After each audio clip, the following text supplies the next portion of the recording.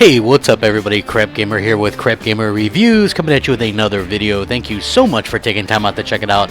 I really appreciate it. Hit that like and subscribe button because I would appreciate that as well, and it helps out the channel tremendously. Happy holidays. I hope you guys all had fantastic Christmas. Time to get back into business. I wanted to talk a bit about something that I've been hearing a lot of, especially on my Twitter feed and things like that, and it's actually quite laughable. And you know what, if Xbox fans ever came across as this desperate or pathetic, I want to apologize for that, because this is just sad. This is what I heard people saying.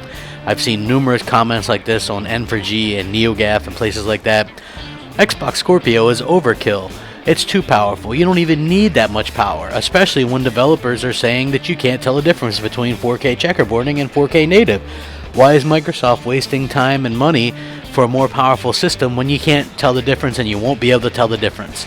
Now, you can't make this kind of stuff up. You absolutely cannot make this up.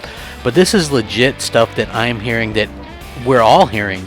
I mean, seriously, can you believe it? We're in almost 2017, and you have Sony fanboys who have hyped up nothing but power, power, power for 2 straight generations, now saying that there would be too much power. I mean, are you serious? Are you high? I don't understand what the thinking is behind this.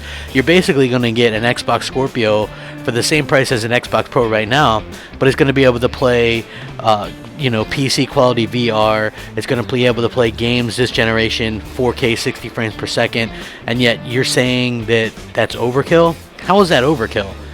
I don't see how that would be overkill or unnecessary. I think that that's value to the consumer. I think that that's something that Xbox fans have been asking for since the original Xbox, which was very much focused on power, and now it looks like Xbox is going to kind of retake the power crown, and people are kind of flipped out about that. And I get that there's this thing called the Scorpio effect, and if you don't know what the Scorpio effect is, that would be, the Scorpio is making people say and act strangely, right?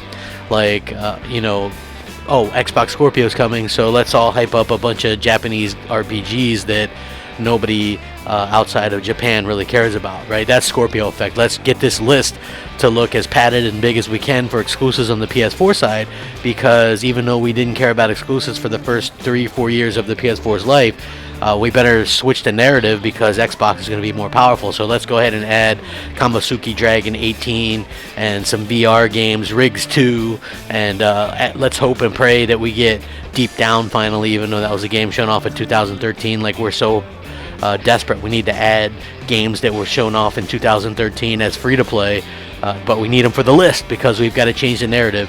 And unfortunately that's the things that we're going to kind of see, and I'm not really a fan of that. I think it's complete nonsense. I think that if you're going to take the L, take the L. You know what I mean? Take the L.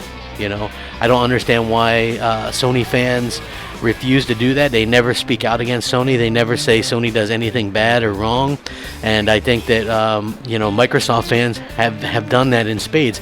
I personally have attacked Microsoft when needed. I've been critical of Microsoft when needed, but there's a point where that would be overkill. But I'm certainly not going to say, hey, the 4K machine that you're making is overkill, especially if it's going to come at a reasonable price.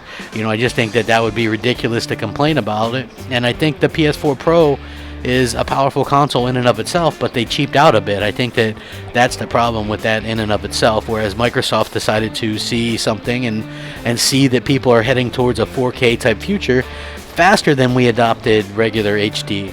Think about that. People weren't really adopting HD as at a fast of a rate as they are 4K right now, and I think that that's very telling. And I like that Microsoft is on the forefront of this and kind of pushing the narrative now instead of being reactionary. Sony's kind of being reactionary, and Microsoft is if you're going to go 4K, you might as well go ahead and go true 4K.